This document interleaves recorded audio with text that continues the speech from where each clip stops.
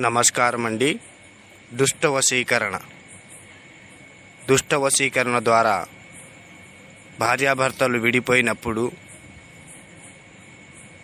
లేదా ప్రేమికులు కొంతకాలం ప్రేమించుకొని విడిపోయినప్పుడు ఈ దుష్ట వశీకరణ ద్వారా తిరిగి వాళ్ళని మన చెప్పు చేతల్లోకి తెచ్చుకోవచ్చు. అలాగే వాళ్ళని మన వశం చేసుకోవచ్చు. అలాగే ఈ దుష్ట వశీకరణ చాలా శక్తివంతమైనదండి. ఈ మంత్రంతో గినక